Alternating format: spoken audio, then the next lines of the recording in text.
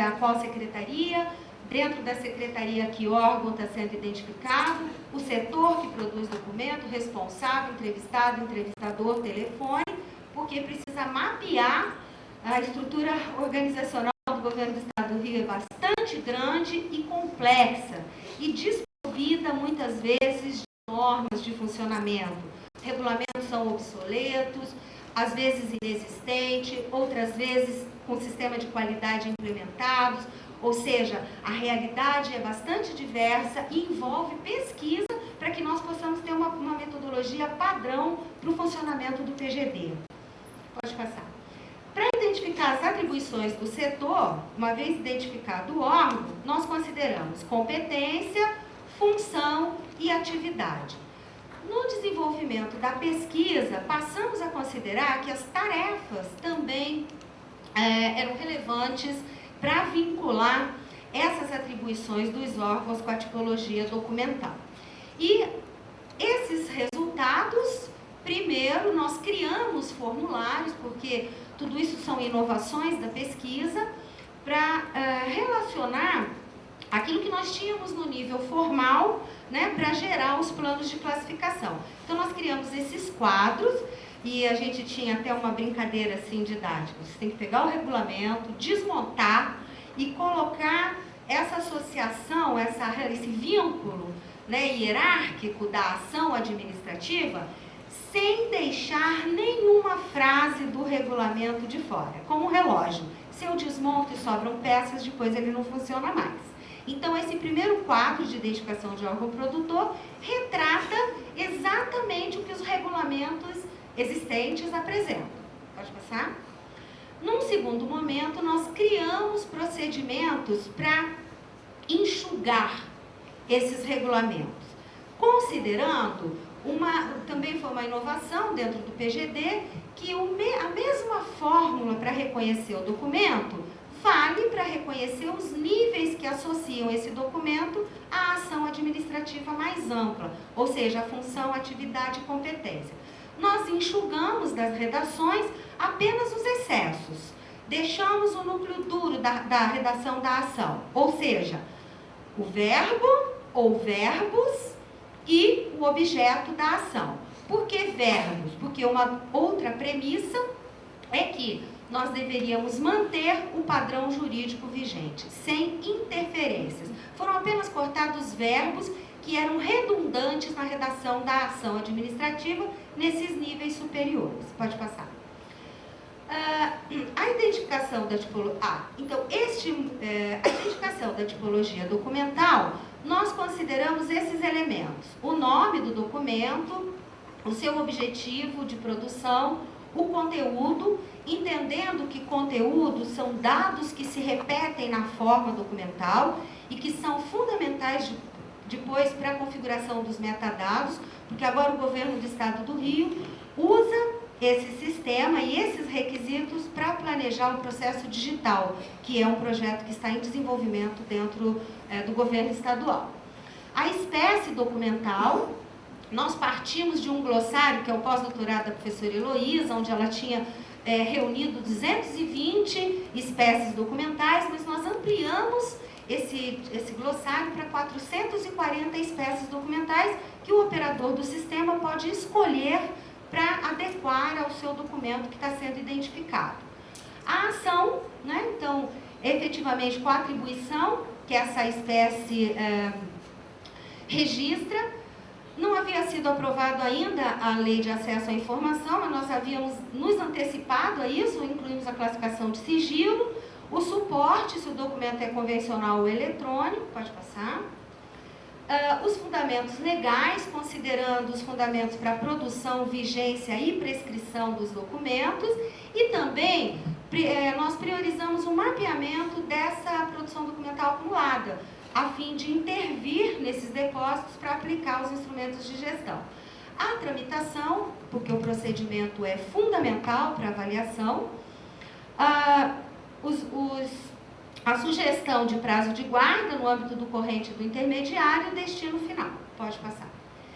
Esses dados de identificação de órgão produtor e de tipologia documental, eles são a base dos dois módulos que sustentam o tipologia. O módulo 1, que é um sistema por associação. Identifica o órgão produtor e associa as competências, funções e atividades. E o módulo 2, que identifica a tipologia documental, reunindo os requisitos que caracterizam as séries documentais avaliadas. Esse aqui é a carinha do sistema. Então, esses dados alimentam o sistema, o gestor tem... uma coisa interessante é que... Pode passar. Essa aqui é a tela número 1, né? O gestor escolhe a competência, pode passar, associa com a função, associa com a atividade, que são dados que são pré-alimentados a partir da identificação de órgão produtor. Pode passar. Logo, ele, fazendo essa associação com as atividades, ele salva ou ele pode... Vocês vejam lá que tem o A. Nós consideramos que os órgãos produtores, eles recebem um número de atribuição no âmbito do orçamento público do Estado.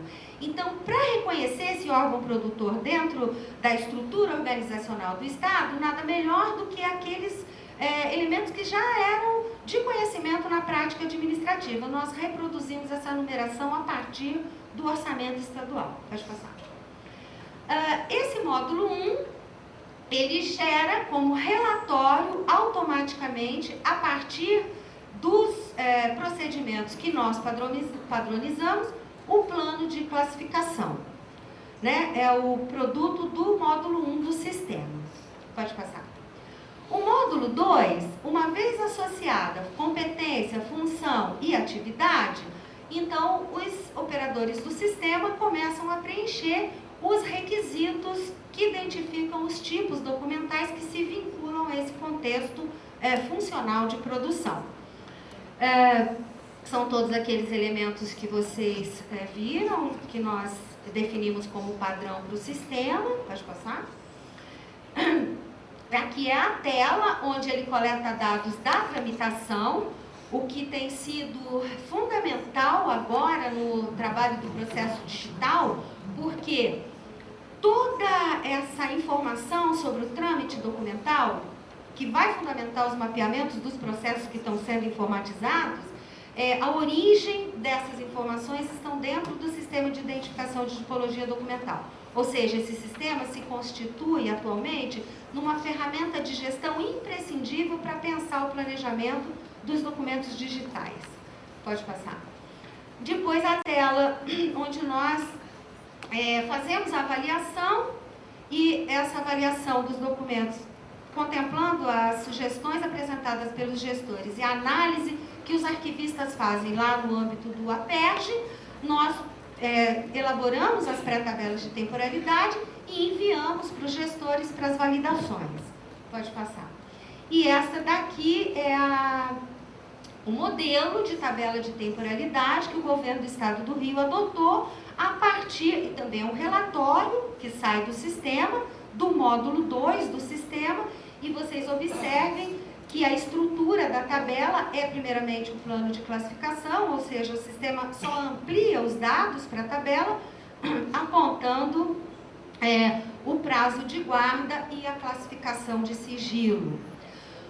O que hoje nós estamos convencidos que é a melhor ferramenta para sustentar a aplicação da Lei de Acesso à Informação. Eu agradeço, me coloco à disposição para algumas questões que vocês têm. Eu agradeço a oportunidade de apresentar o trabalho. Muito obrigada.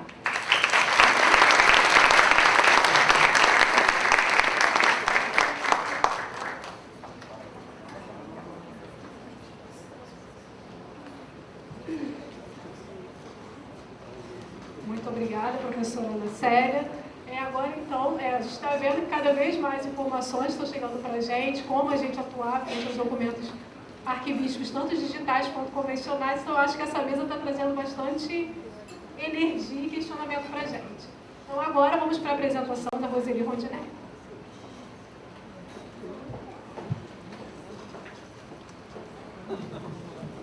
Bom dia. Primeiro quero agradecer, como você faz sempre, mas ser bem sincero, o convite feito pela comissão. que foi feito inicialmente por meio da Brenda, para participar desse evento tão importante para a nossa área. E quero agradecer também a presença da professora Luísa Belotto, tão humildezinha, sentada ali para nos ouvir, o que é uma coisa rara. Muito obrigada, uma honra.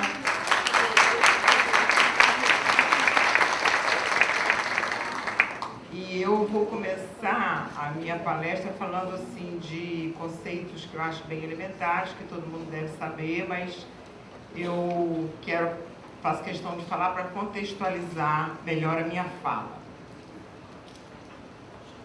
Então, é isso. A diplomática, ela nasce no século XVII, no âmbito das guerras diplomáticas, a partir da obra de Jean Mabillon, De Re Diplomatica, livre 6.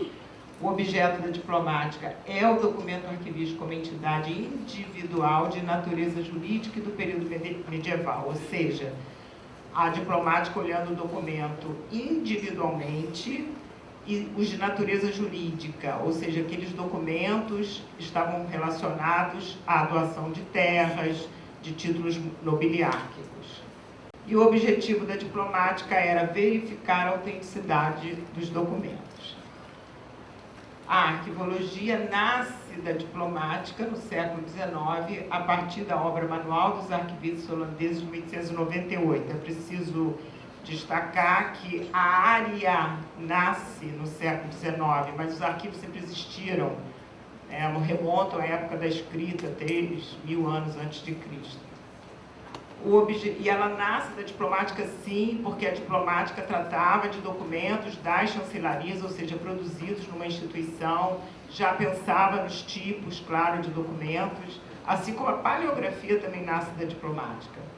O objetivo da arquivologia é o documento arquivístico como agregações de qualquer natureza e de qualquer período. Então, já amplia, não é? A arquivologia, ela traz essa novidade do conjunto, de olhar o documento como conjunto, e de qualquer natureza, não só de caráter jurídico, de qualquer período. O objetivo da arquivologia é controlar e comunicar de maneira contextualizada os documentos arquivísticos. Quando surge a arquivologia, no século XIX, o que acontece? A diplomática fica aqui meio confinada aos documentos de caráter jurídico do período medieval. A palavra é bem essa, confinamento. Mas no século XX já se começa a ouvir algumas vozes questionando esse confinamento, né? Inclusive, mesmo antes, mas essas vozes ganham mais força, principalmente a partir do iníciozinho da segunda metade do século XX, até o professor Baltier, ele tem fez uma palestra, uma aula inaugural que ele deu na École des Chartes em Paris, em 1961, que ele fala com muita ênfase, que ele não entendia por que a diplomática tinha que ficar voltada para esses documentos tão específicos do período medieval. Ele conclama para que ela abranja todos os documentos. Então já começa assim, vozes falando dessa reassociação, que a diplomática devia se juntar de novo com a arquivologia. Mas, então, a diplomática trazendo essa visão, essa abordagem do documento individual e a arquivologia emprestando a ela a questão das agregações e da relação orgânica, que é um item tão importante, né, para a arquivologia. No final do século XX, há um incremento dessa reassociação entre diplomática e arquivística, no momento que menos se esperava, que é quando surgem os documentos digitais. Então, uma coisa que parecia tão improvável, né? Não tem nada a ver, eu ouvi muito isso no meu curso de arquivologia, isso não é, e não só no Brasil, isso foi lá, em geral. É quando essa reassociação vai fazer mais sentido e vai vir com mais força. Então, a partir daí surge a diplomática clássica e a diplomática moderna. A diplomática clássica seria assim, a diplomática, a mesma diplomática com duas vertentes, não são duas diplomáticas. A diplomática clássica estuda os documentos medievais de caráter jurídico, ela faz isso até hoje, e a diplomática moderna estuda os documentos modernos de todos os tipos. E sobre essa questão de que não são duas diplomáticas, Durante diz: a diplomática moderna não substitui a diplomática clássica, mas adapta e elabora o mesmo corpo de conhecimento para torná-lo aplicável aos documentos arquivísticos modernos. E na mesma... Bom, e sobre esse termo, diplomática arquivística contemporânea, eu quero fazer um esclarecimento, porque eu usei muito esse termo na minha dissertação de mestrado, no meu livro, as pessoas conhecem, mas esse termo ele foi cunhado pela professora Heather McNeil no projeto da Universidade de British Columbia, quando eles trataram da gestão dos documentos arquivísticos digitais. Mas é um termo que está sofrendo assim, uma certa rejeição lá mesmo onde ele surgiu, porque pode dar a impressão de uma transdisciplinaridade, para usar o conceito de Japiaçu, em que duas áreas se juntam e formam uma terceira. Diplomática mais arqueologia, diplomática arquivística contemporânea. Então, não é essa ideia que se quer dar, nem foi isso que a Heather pensou, mas para evitar isso, está se abolindo esse termo, evitando, e usando mais a diplomática clássica, a moderna ou contemporânea, como a Ana Célia falou. Então, para entender melhor a diferença, a diplomática clássica, eu peguei o conceito da professora Piqueiras Garcia, e de Sickle, o conceito de diplomática clássica dela e de documento do Sickle, que ela cita. O que seria? Seria a ciência dos documentos, sendo documento, testemunho escrito, redigido, segundo uma forma determinada, que varia de acordo com o lugar, a época, a pessoa e o negócio, sobre um fato de natureza jurídica. Aí ela mesmo complementa: nos dias de hoje, o limite que circunscrevia a ciência, a diplomática clássica, ao período medieval, está mais do que rebaixado, e não se excluem documentos anteriores ou posteriores à Idade Média, contemplando, inclusive, a documentação atual. Então, o conceito de diplomática moderna, para a gente se situar, a ciência que estuda a gênese, as formas e a transmissão de documentos arquivísticos, bem como sua relação com os fatos nele representados e com seu produtor com o objetivo de identificar, avaliar e comunicar sua verdadeira natureza. E a arqueologia, claro, apresentar o conceito da nossa área, corpo de conceitos e métodos voltados para o estudo de documentos arquivísticos, que se refere às suas relações documentais e funcionais e a maneira pela qual são controlados e comunicados. E aí, então, isso posto, situando sobre o que vem a ser diplomática e arqueologia, como elas se reassociam, se reassociaram, vou repetir que no final do século XX, a diplomática e a arqueologia se reassociam para a identificação, análise e gestão dos documentos arquivísticos digitais. E uma pessoa, claro, que trouxe essa novidade foi, a gente tem que reconhecer a professora Luciana Durante, lá da Universidade de British Columbia, no âmbito dos estudos dela, em que ela traz a diplomática para aplicar os documentos arquivísticos digitais. E aqui, então, volta, por favor. Aqui, nessa entidade, documentos arquivísticos digitais, a gente vê três entidades: o documento arquivístico e o documento arquivístico digital. Vamos conceituar cada um. Documento, unidade indivisível de informação constituída por uma mensagem fixada no suporte ou registrada, com uma sintase estável. Um documento tem forma fixa e conteúdo estável. É um conceito que vem da diplomática. E eu negritei um documento, quer dizer, essa coisa da sintase estável, quer dizer, toda a articulação das palavras de maneira que faça sentido, verbos, substantivos. Aí vocês vão perguntar, mas como é que se aplica então o documento imagético, né? A fotografia, por exemplo. Mas a comunicação diz, já tem vários textos falando da linguagem, da sintase da linguagem visual. Então, a fotografia também tem sua sintase, combinação de cores, de luz, tá? Como já foi falado pela Margarete. Mas eu negritei: o documento tem forma fixa e conteúdo estável. Eu vou mostrar para vocês como isso é importante. Depois, o conceito de documento arquivístico é documento produzido e ou recebido por uma pessoa física ou jurídica no decorrer de suas atividades, qualquer que seja o suporte, embora não seja um conceito atual da Câmara Técnica, é o que eu mais gosto, que eu acho ele justo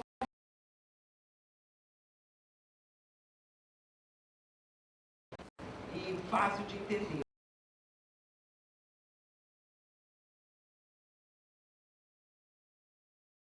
A gente nunca parou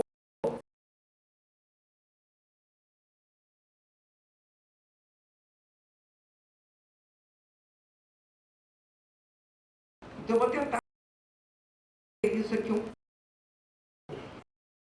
esse conceito, o que é documento, eu acabei de falar, informação registrada. O que é informação? É o conjunto de dados que visam ser comunicados no tempo e no espaço, tudo que está ali no documento. Sendo dado a menor parte da informação. A assinatura é um dado, a data é um dado, o destinatário é um dado. Isso na visão da arquivologia, porque para a ciência da computação, para o pessoal da tecnologia da informação, dado, chamam dado o próprio documento, o arquivo, tudo é dado. Mas a gente tem essa especificidade. Registrada, quer dizer, fixada no suporte com uma forma prevista em regras pré-estabelecidas. Eu vou fazer um relatório, eu vou fazer um memorando, um ofício, eu sei quais as regras que eu tenho que obedecer, para ele ser as regras oficiais. A pessoa física ou qualquer ser humano capaz de atuar legalmente. A pessoa jurídica, grupos de seres humanos organizados de maneira a constituir uma instituição pública ou privada, uma comissão, um comitê. Pessoa física, eu, você. Pessoa jurídica, a própria comissão que organizou esse congresso. E a atividade que a gente passa batido assim nesse conceito, que seria é o conjunto de atos cujo objetivo é o cumprimento da atividade em si, sendo ato a manifestação da vontade ou necessidade. Então, numa instituição, eu vou comprar 10 computadores, a atividade é compra de computadores.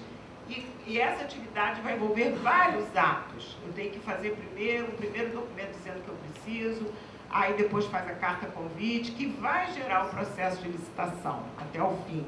Então, o que seria o documento? É a materialização dos atos, tá? E esse documento, esse ato, ele vai criar, manter, modificar ou extinguir situações. Então, esse seria o conceito do documento arquivístico assim, esquadrinhado. E o conceito de documento digital é o conceito de documento digital, junto com a especificidade dele tecnológica. O documento codificado em dígitos binários, acessível e interpretado por meio do sistema computacional. E o conceito de documento arquivístico digital é o conceito de documento arquivístico que eu também acabei de falar, codificado em dígitos binários, produzido, tramitado e armazenado por sistema computacional. Então, não é porque ele vem de um jeito tão diferente, o documento digital, de tal maneira que eu preciso de programas para poder entender ele aparecer na tela e ser, então, um documento conceitual ou um documento semântico, não é por isso que ele deixa de ser arquivístico. Ele é gerado no decorrer das atividades, ele é um documento arquivístico.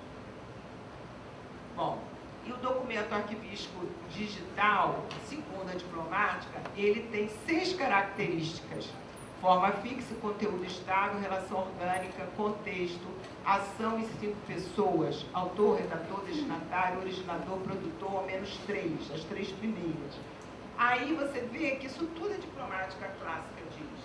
O que tem de diferente aí é o originador, que é o dono da conta do e-mail, para dar um exemplo, né, da onde está vindo essa mensagem.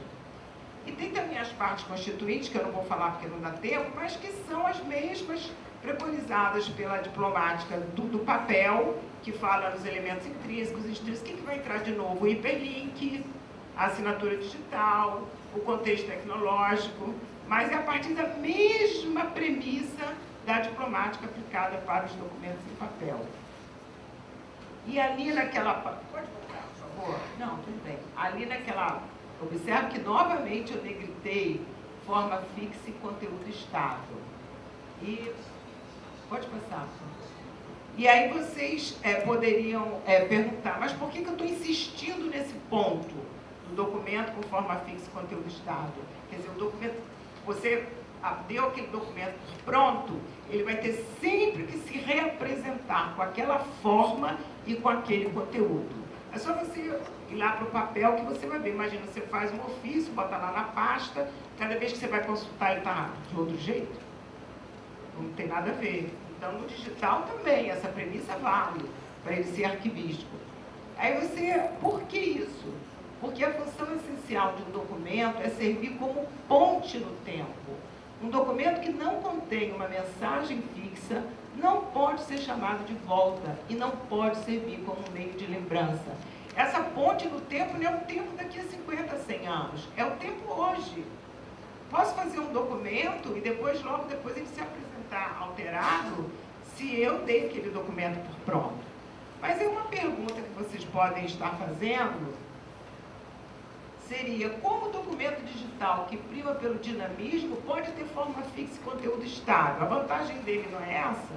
Ele ser dinâmico, você apaga, você refaz, você... Como é que é isso? Bom, aí a resposta vai ser dada por meio de um conceito novíssimo para a arquivologia, que vem também dentro do projeto de British Columbia, mas agora o projeto Interpares, que a universidade desenvolveu 2 projetos. O primeiro para a gestão de documentos digitais e o segundo para a preservação de documentos digitais autênticos. E nesse estudo, eles criaram esse conceito novo, que eu gostaria muito que ele fosse mais propagado, mais assimilado para o pessoal da arquivologia, que é o conceito de variabilidade limitada. O que é isso? São mudanças na forma ou no conteúdo de um documento digital que são limitadas e controladas por meio de regras fixas, de maneira que a mesma consulta ou interação gera o mesmo resultado. Aí vocês vão dizer, não entendi nada. Então, eu vou tentar explicar isso. A própria Margarete falou, Zelice, é muito complicado. Vamos falando, pode ser que seja melhor do que escrevendo. Então, a partir desse conceito, a equipe do Interpares fez uma classificação dos documentos digitais, independentemente de ser arquivístico ou não. Vocês observem que tem hora que eu falo documento, tem hora que eu falo documento arquivístico, porque existe essa diferença, nem todo documento é arquivístico, e a gente vai ver isso aqui. Então, essa classificação é a seguinte: o documento digital, ele pode ser estático ou interativo. E dentro do interativo, ele vai ser não dinâmico e dinâmico. Vamos lá. O documento digital estático é aquele que não permite alteração na forma e no conteúdo, além das determinadas pela tecnologia, como abrir, fechar, diminuir, aumentar. Então, eu criei um documento em Word, por exemplo. Aí eu vou lá, abro, fecho, diminuo, aumento. Isso é uma coisa que não interfere na forma e no conteúdo. Então, isso é considerado um documento digital estático, tá?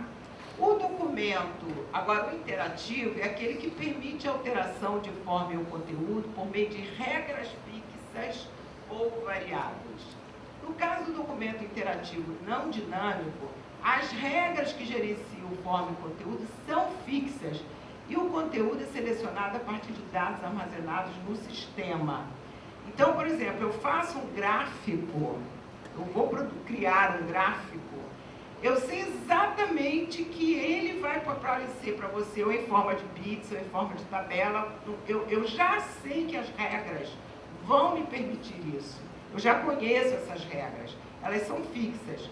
E um exemplo para ir para um universo mais complicadinho é o catálogo de compra online. Eu gosto sempre de dar esse mesmo exemplo, porque já é um assunto difícil, então a gente pega um exemplo mais fácil. Então, por exemplo, eu entro no site do Ponto Frio para comprar uma geladeira. Não vou falar em ceradeira não, viu, gente? Porque eu falei em ceradeira lá na Unicamp. Professora, isso não existe mais. Abafo, cara. No meu tempo existia. Então, eu vou comprar uma geladeira. Eu entro no site, eu escolho o que eu quero. Produto eletrodoméstico. A partir dali vai ter fogão, geladeira, aspirador de pó. Eu escolho a geladeira. Depois que eu escolhi a geladeira, vem outra página me dizendo qual a marca que eu quero. Eu escolho a marca. E aí vem os preços, eu escolho o preço. para eu poder, então, efetivar, até eu efetivar a compra. Mas vamos que nesse dia que eu olhei tudo isso, não vou comprar hoje não. Faço muito isso, inclusive. Amanhã eu vejo isso, fecho tudo, vou embora e tal. No dia seguinte eu abro. O que vai acontecer? Esse site vai me mostrar os mesmos passos que eu vou dar, da mesma maneira. Então as regras são fixas. Não vai aparecer nada de novo ali. Eu vou poder fazer tudo de novo, voltar para o mesmo produto que eu quis, que eu quero comprar. Então, as regras são fixas. O dono do Ponto Frio contrata uma pessoa que vai planejar esse site e ele vai saber exatamente até onde esse documento vai mudar, que é o catálogo de compra online. São regras super pré-determinadas. Ele vai sempre aparecer de forma igual, com forma fixa, conteúdo estável. Já o documento interativo dinâmico, são aqueles que as regras que gerenciam forma e conteúdo podem variar. Exemplo, serviços de previsão do tempo e de cotação de moeda. Cada vez que você olha um serviço desse na internet, ele apresenta por que ele tem que fazer isso. A temperatura agora já mudou, já subiu, já desceu, ou a moeda, o dólar agora está para cima, está para baixo. Ali não tem forma fixa e conteúdo estável. Então você não tem documento, e muito menos um documento arquivístico. Você tem informação. Então, esse conceito de variabilidade limitada, ele é muito importante porque ele vem trazer de uma maneira que eu considero muito clara e convincente a diferença entre documento e informação, entre documento arquivístico e informação. Então, o conceito de variabilidade limitada, ele concilia o dinamismo dos objetos digitais com as características diplomáticas de forma fixa e conteúdo estável para documentos e documentos arquivísticos. Com isso, como eu falei, né, eu acho que ele deixa claro, ele esvazia, né, deixa claro que existe uma diferença entre documento e informação e esvazia, no meu entender, o conceito de informação arquivística, que é um conceito que vem sendo muito falado e passado. Se bem que eu acho que é uma coisa muito restrita ao Rio de Janeiro, quando eu andei por aí no Sul, mesmo em São Paulo, eu não vi muito esse termo. Mas é um termo que se esvazia, inclusive o professor, e ele vem muito a reboque da tecnologia digital, que só se fala informação. Então, a diplomática e a arquivologia vem com força total para mostrar essa diferença, porque nós lidamos com uma entidade que tem que ser ponte no tempo. Então, ela não pode estar se apagando, porque o documento digital permite isso. Então, esse professor Jorland, ele é da ciência da informação. E ele fala uma coisa muito interessante, ele criticando quando se passou a chamar na área dele documentação de informação. Ele fala, isso é um exemplo de definição persuasiva. O que é isso? É para persuadir as outras áreas, inclusive da ciência da computação, que a sua área é importante. Eu sou fashion. Eu também posso, muda tudo. Você não é mais um profissional do documento, você é um profissional da informação. Mas existe uma diferença. A informação não tem um compromisso de ficar, não há demérito nenhum numa instituição, nesses serviços que eu falei de cotação de moeda, de previsão do tempo, e você não fixar, porque a proposta não é criar documento. A proposta é só informar. E para a ciência da informação, tudo que muda a estrutura cognitiva de uma pessoa é informação. Existe até exemplo assim, você está andando na rua, agora mesmo, né, com a manifestação de ontem. Você está lá na manifestação, está todo mundo calmo, cantando o hino nacional, estão passando que está tudo bem.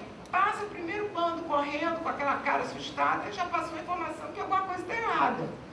Isso para a ciência da informação é válido, é informação, mas não para nós, que somos profissionais do documento e do documento arquivístico, ou seja, aquele documento que registra os atos, o passo a passo de uma atividade.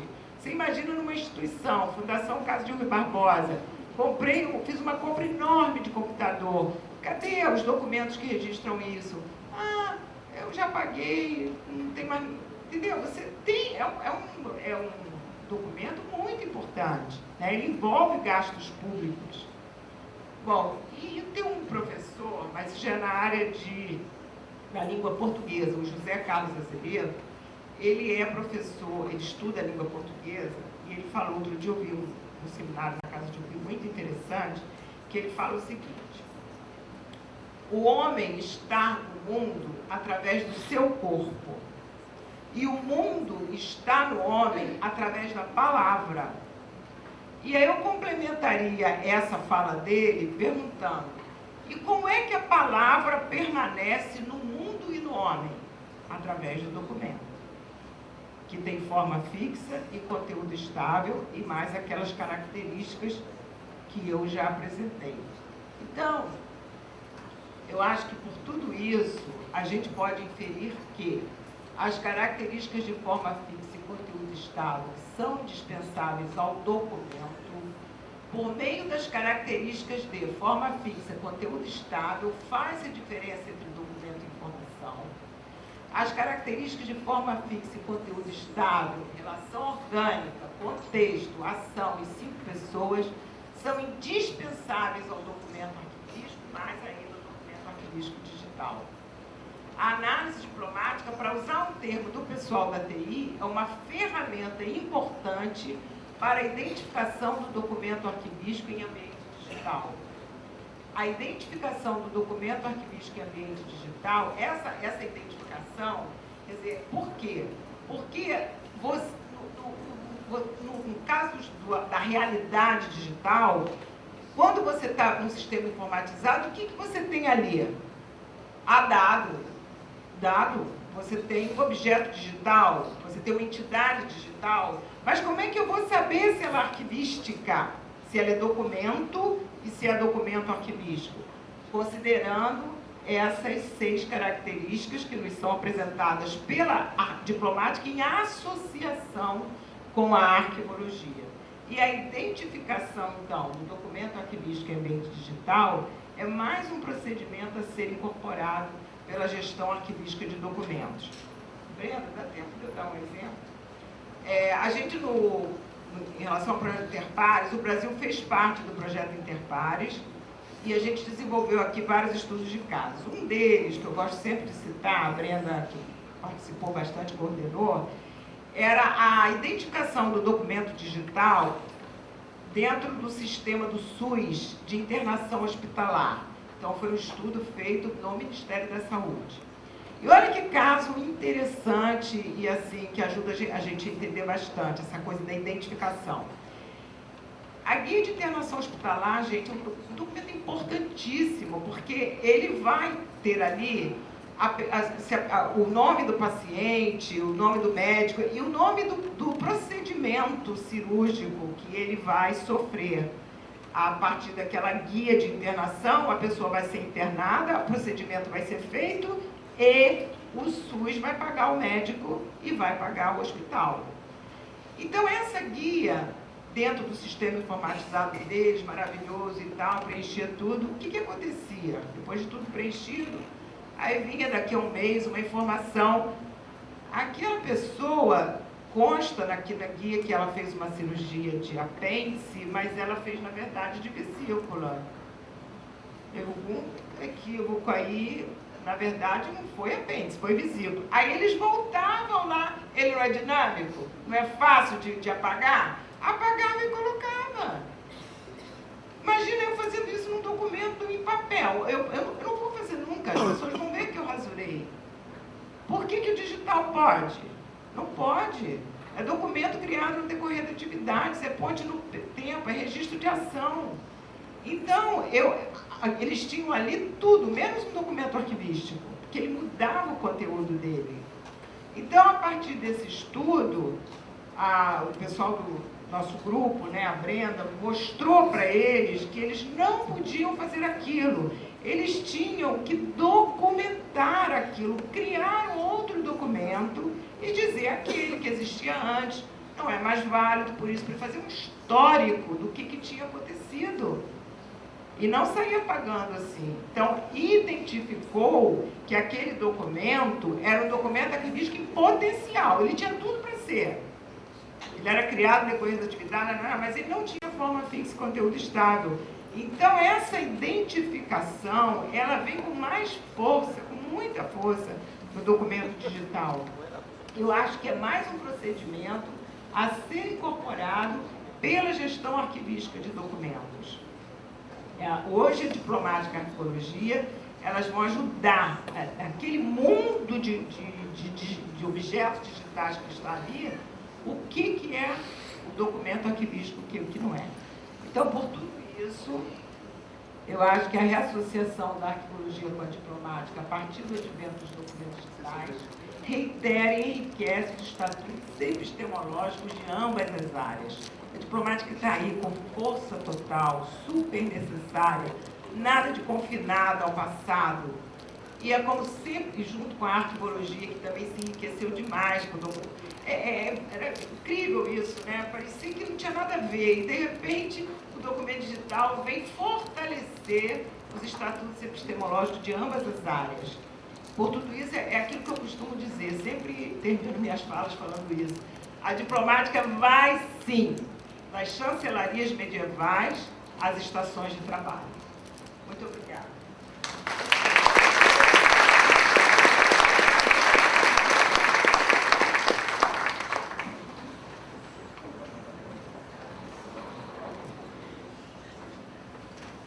Muito obrigada, Roseli. Ótima apresentação dela, né? Dispensa comentários, até porque eu sou tiete da Roseli e da Belotto, então nem vou falar muito sobre o assunto.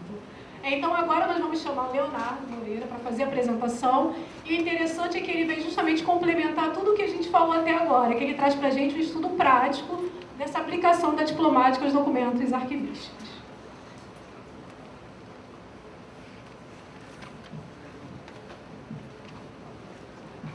Bom dia, pessoal. Muito feliz de estar aqui conversando com vocês hoje e agradecer à professora Roseli Rondinelli pelo convite e também a toda a organização do evento. O meu trabalho justamente é essa iniciativa de tentar utilizar a diplomática como instrumento de trabalho do arquivista para essas dificuldades que a gente tem encontrado com os documentos digitais.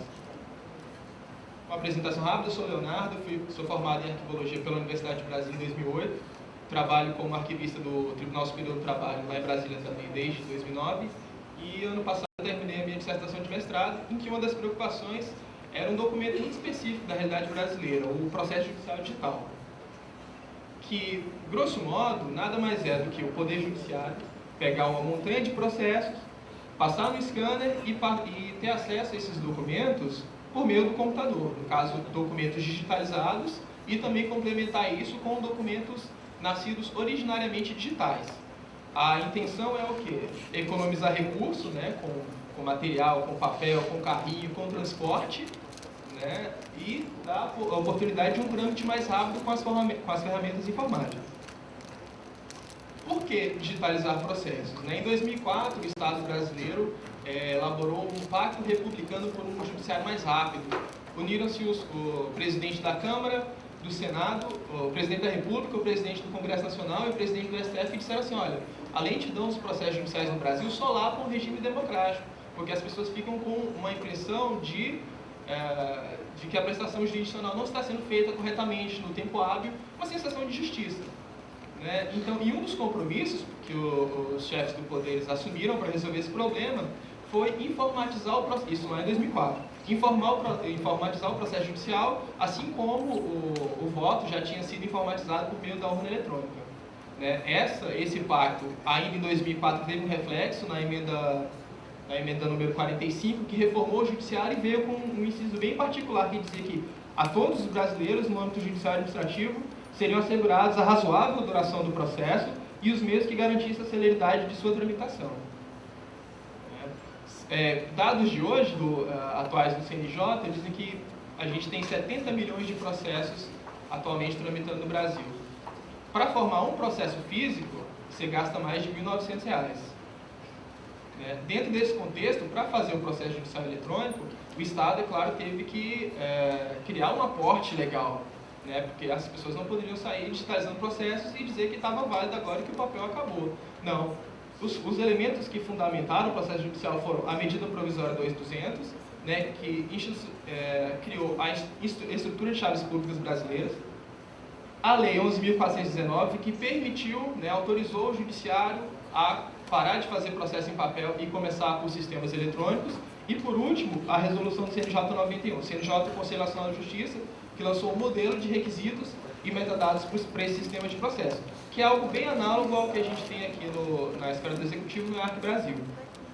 Então, eu queria chamar a atenção para a confluência de alguns termos dessas normas, porque o debate da análise diplomática sobre o documento digital, no caso da minha pesquisa, foi justamente identificar se o documento era confiável e autêntico. Então, a medida provisória, ela tem ali uma finalidade de garantir a autenticidade, a integridade e a validade jurídica de documentos em forma eletrônica. Ou seja, e a Lei 11.419 autorizou o uso de meio eletrônico na tramitação de processos judiciais e também disse que esses sistemas deveriam ser protegidos por meio de sistema de segurança de acesso e armazenados em meio que garantisse a preservação e a integridade dos dados. Já a resolução do CNJ dizia que aquele modelo tinha a função de garantir a confiabilidade, a autenticidade e a acessibilidade. Ou seja, a gente vê uma preocupação do Estado brasileiro em transpor uma realidade física para uma realidade digital, mas garantindo-se a confiabilidade e a autenticidade do documento. Porém, né, a medida provisória é de 2002, a lei é de 2006 e a disposição do CNJ é de 2009. Mas nesse ínterim, entre essas legislações, muitos projetos já estavam sendo desenvolvidos com processos digitalizados e ações já correndo direto por computador. Eu identifiquei um problema interessante em 2010, com essa licença para ler, que foi um apagão nos processos judiciais da Justiça do Trabalho de São Paulo. Panes quase diários deixam inacessíveis as informações das mais de 200 mil ações em tramitação e 1,5 milhão arquivadas. Isso é no Tribunal Federal de São Paulo. Né? Com isso, audiências estão sendo canceladas, remarcadas, em muitos casos só para o ano que vem, o ano seguinte, que seria 2011. O TRF confirma o problema e diz que a instabilidade, como classifica, se deve a uma sobrecarga do banco de dados implantado em 2002 e que a situação deve estar normalizada até abril. Desde o início do ano, o sistema ficou fora do ar por até 2 dias seguidos, prevendo que o sistema pudesse sair do ar novamente. O tribunal chegou a suspender, na semana passada, a publicação em diário oficial de decisões com curto prazo para recurso. Ou seja, um absurdo. Né, isso acontecer. Você diria que se fosse o seu processo, ele é um processo confiável e seguro no sistema, né, que sofre esse tipo de instabilidade? Eu ficaria com medo do meu processo estar aí. Então, quando eu vi essa matéria na Folha de São Paulo em 2010, eu tive a ideia de realmente desenvolver isso como um problema de pesquisa, né, do mestrado. Então, será que esses sistemas realmente nos provêm documentos em que a gente pode confiar e que as nossas ações judiciais estão sendo tramitadas de forma confiável e autêntica? Né?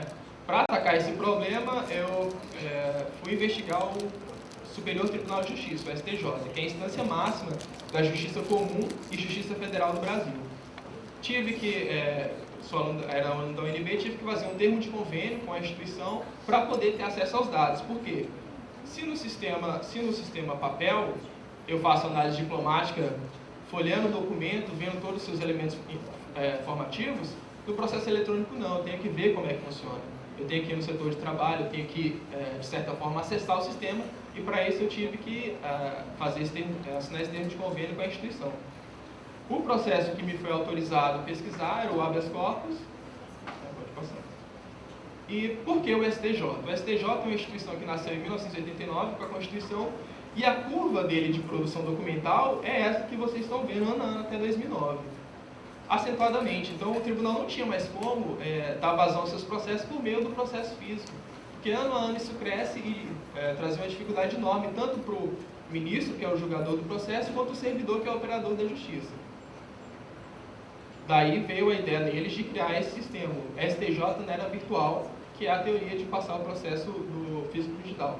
Então, esse projeto deles tinha 3 vertentes: tramitação, integração e acesso web. Tramitação, ou seja, o processo andar internamente dentro do tribunal em forma física. Isso aqui, no fim, vão ser 3 softwares distintos. Integração. Como o STJ é um órgão máximo da Justiça Estadual e Federal, ele precisa estar integrado com as instituições que estão abaixo, porque o processo sobe. Por exemplo, o processo começa no TJ do Rio, né, tem um recurso e vai para o STJ. Ou seja, precisa haver uma intercomunicação no sistema.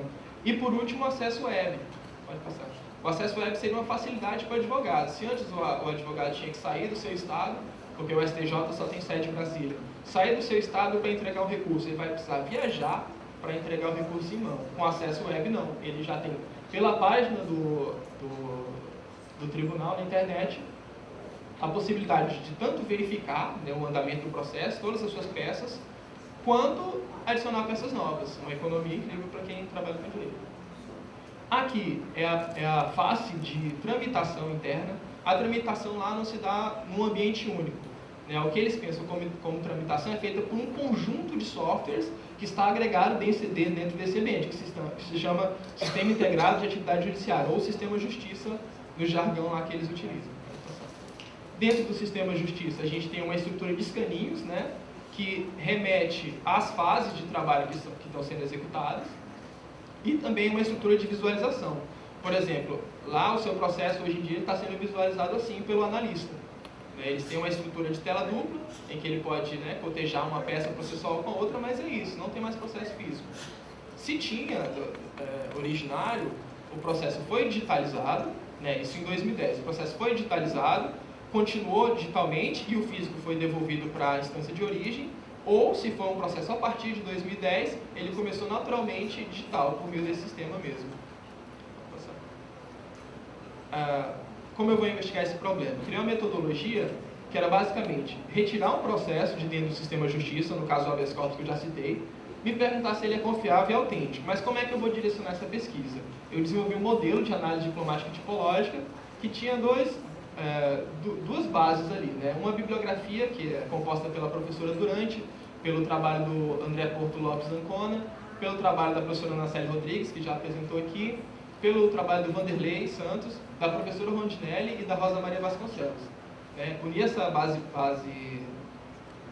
teórica e também o modelo de requisitos e metadados que foi criado pelo Estado brasileiro.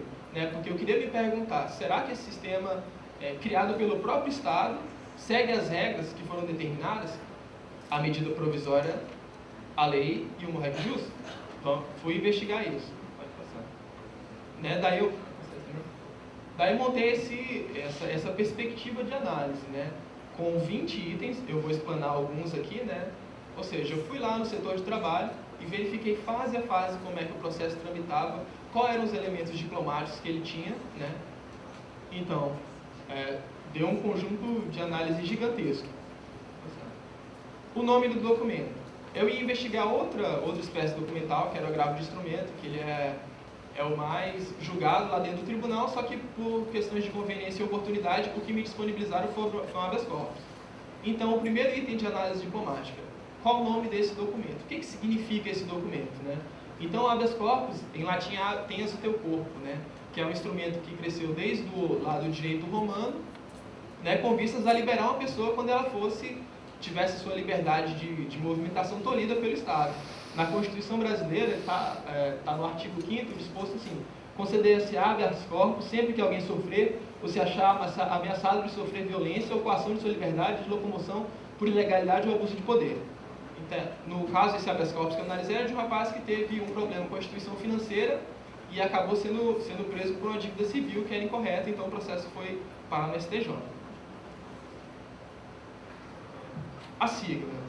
Existe toda uma inteligência por trás do processo judicial digital. Tanto é que até mesmo a sigla que esse documento vai constar no sistema é um elemento regulado lá dentro, né? Então ela foi definida pelo regimento interno do tribunal e também validado pelo sistema de tabelas processuais unificadas do CNJ.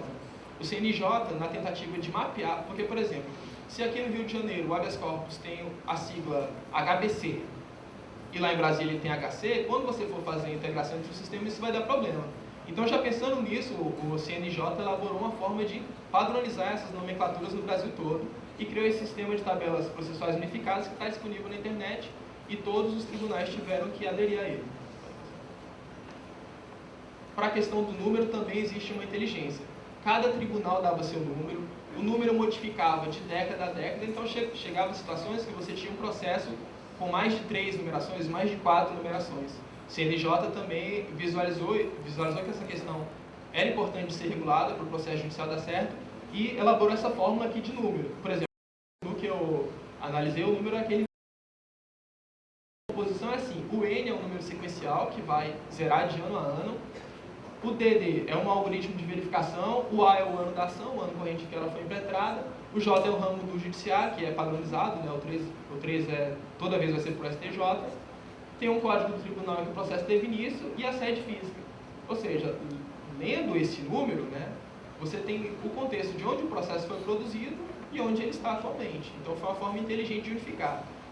Os tribunais, lá em Brasília, principalmente, todos tiveram que renumerar seus processos para entrar nessa lógica e realimentá-los nos sistemas. Definir a espécie documental do processo. Então, eu fui investigar os nomezinhos que compunham, né, aquela identificação do processo. O auto, né, refere-se a um evento de registro de uma ação pelo Estado.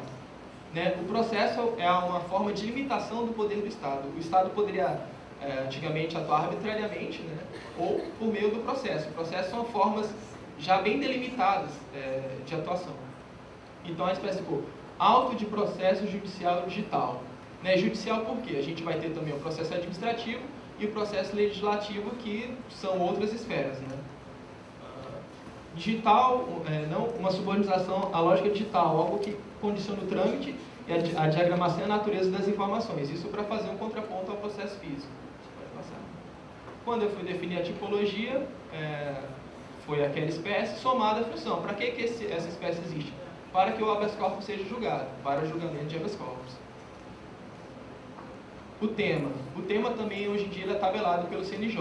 Então, existe uma taxonomia específica, né, com uma hierarquia de assuntos e subassuntos, em que o analista judiciário apenas, né, dá um clique e apoia esse tema lá no processo. Então, esse era sobre direito civil, obrigações, espécies de contratos, alienação fiduciária, né, estipulado conforme a tabela CNJ.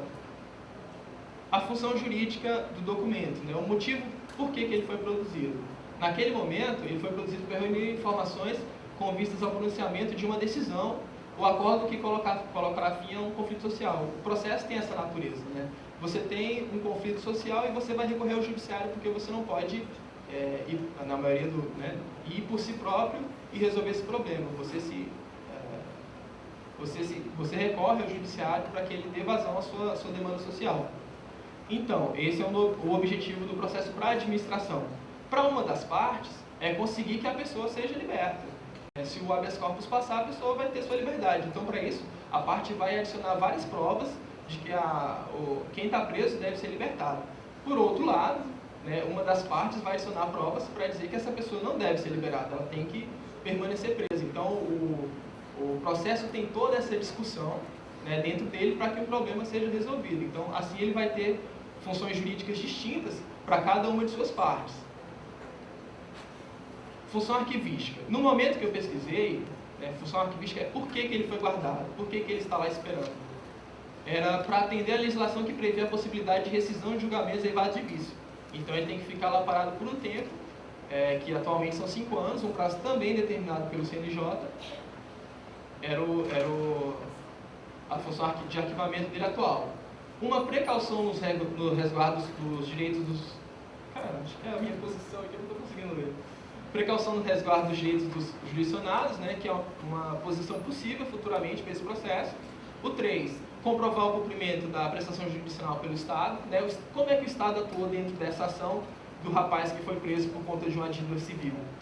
Lá para frente, esse processo pode ter alguma importância. E, por último, preservar o conteúdo relacionado ao funcionamento e importância histórica e sociológica do tribunal. Ou seja, o valor secundário que ele pode ter, é possível. Hoje ele não tem, porque era um processo bem recente, de 2011. Fui investigar a forma física. O suporte é a Medium Worm, né? Eles têm um servidor de arquivo lá que atualmente comporta 30 terabytes de informação. E lá dentro tem essa mídia, que significa grava uma vez, né? Write only, read many. Grava uma vez, lê muitas vezes. Né? Então é esse tipo de mídia que existe lá para manter o processo por algum tempo. O gênero é textual, o formato em que o processo é feito é o RTF e o PDF, o idioma o português, o número de volumes. Essa lógica de volumes e páginas continua existindo dentro do processo digital, né? Um volume, 46 páginas. Para a forma intelectual, eu adicionei justamente a questão dos metadados, né? Como anotações que são incluídas no processo durante o seu período de gestão, de tramitação e arquivamento. Né? Então, para ter um parâmetro mais objetivo para isso, eu me utilizei justamente dos metadados que foram estabelecidos pelo CNJ no MOREC-JUS. Né? Então, me reuni com a equipe de projeto e, ponto a ponto, a gente verificou quais metadados existiam no sistema. Né? Dos metadados de segurança estabelecidos pelo CNJ, o STJ atende 85%. Né? O que no somatório, ao todo do que o CNJ estipula, o STJ atende 49% dos metadados. Então, essa questão de sentar lá com o pessoal da equipe e destrinchar item por item, observando o MOREC-JUS, é mais ou menos assim. Lá no MOREC, você tem um item de metadado, relacionado à assinatura digital. Metadado de segurança 1.1.1. O documento tem que ter registro de data e hora da verificação. Lá tinha, sim, esse registro. Né? Um exemplo de como a gente poderia verificar isso. Dentro de um documento digital, você tem ali embaixo o campo assinatura, né, que é feito mediante assinatura digital. Quando você dá 2 cliques, abre-se uma caixa de texto, né, com a opção de você ver as propriedades da assinatura.